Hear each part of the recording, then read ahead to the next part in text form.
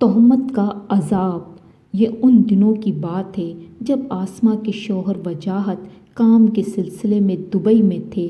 آسماء اپنی 3 بیٹیوں کے ساتھ اکیلی رہتی تھی۔ نہ تو آسماء کے والدین اب حیات تھے اور نہ ہی وجاہت کے ماں باپ اب اس دنیا میں تھے۔ ان کی سب سے بڑی بیٹی فرحت 3rd ایئر میں تھی، نائلہ 1st ایئر میں اور راحت میٹرک میں تھی۔ وجاہت 2 سال بعد گھر آتے گھر کی ہر چیز کی لانے کی ذمہ داری آسماء پر تھی، لیکن آسماء اچانک ایک دن سیڑھیوں سے گر گئی اور اس کی ٹانگ میں فریکچر ہو گیا۔ اب گھر کے سودا سلف لانے کی فکر ان ماں بیٹیوں کو لاحق ہوئی۔ فرحت نے اپنی امی سے کہا، امی آپ فکر نہ کریں، گھر کا سودا میں لا دیا کروں گی۔ اس کی امی نے اسے اجازت دے دی کیونکہ مجبوری جو تھی۔ اب فرحت گھر کا تمام ضروری سامان لینے نکلتی۔ ان کے پڑوس میں ایک فریدہ خالہ رہتی تھی جو ہر وقت پہلے بھی ان کی باتیں کیا کرتی تھی، اب تو اسے موقع مل گیا۔ فرحت جیسے ہی اکیلی نکلتی وہ محلے کی عورتوں سے کہتی، میں نہ کہتی تھی یہ اچھی عورت نہیں ہے، اب دیکھو جوان بیٹی کہاں جاتی ہے کیا معلوم۔ محلے کی باقی عورتیں بھی اسبات میں سر ہلاتی رہتی۔ ایک رات فرحت کی چھوٹی بہن نائلہ کو تیز بخار ہو گیا۔ فرحت نے اپنی امی سے کہا، امی میں اس کے لیے دوائی لے آتی ہوں۔ اس کی امی نے کہا، رات کے 1 بجے تم اکیلی کیسے جاؤ گی؟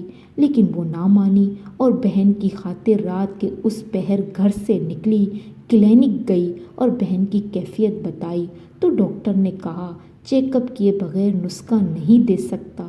فرحت ڈاکٹر کو اپنے ساتھ گھر لے آئی۔ ڈاکٹر نے نائلہ کو انجیکشن لگایا اور کچھ ادویات لکھ دی۔ جیسے ہی ڈاکٹر ان کے گھر سے باہر نکلا، فریدہ خالہ عورتوں کو لیے دروازے پر کھڑی تھی، کہنے لگی، ارے اب تو ان لوگوں نے حد ہی کر دی، ان کو یہاں سے نکالو۔ ڈاکٹر نے کہا، محترمہ میں یہاں پیشنٹ کے لیے آیا تھا، لیکن فریدہ خالہ نے ایک نہ سنی اور ان ماں بیٹیوں پر تہمت لگاتی رہی۔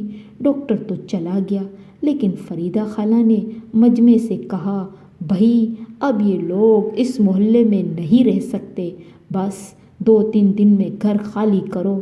آسماء اور اس کی بیٹیاں پریشان ہو گئی کہ اب کیا کرے۔ پوری رات ان ماں بیٹیوں نے اضطراب میں گزاری کہ صبح کسی نے زور زور سے ان کا دروازہ بجایا۔ فرحت نے ڈرتے ہوئے دروازہ کھولا تو خالہ مریم تھی۔ انہوں نے بتایا کہ رات فریدہ 4 بجے تک یہاں تھی اور اس کی بیٹی گھر کا سارا روپیہ پیسہ لے کر کسی کے ساتھ بھاگ گئی، اب منہ چھپائے گھر میں بیٹھی ہے۔ بیٹا اب تم پریشان ہونا چھوڑ دو، تمہیں یہاں سے اب کوئی نہیں نکالے گا۔ جسے تم لوگوں سے خدا واسطے کا بیر تھا، اب تو وہ خود یہاں سے بھاگیں گی، کیونکہ کسی کو منہ دکھانے کے قابل جو نہ رہی۔ انسان یہ بھول جاتا ہے کہ اللہ نے تہمت لگانے والوں پر دنیا اور آخرت میں سخت عذاب کی وعید سنائی ہے۔ اگر یہ کہانی پسند آئی ہو تو پلیز لائک اور سبسکرائب لازمی کیجیے گا۔ شکریہ۔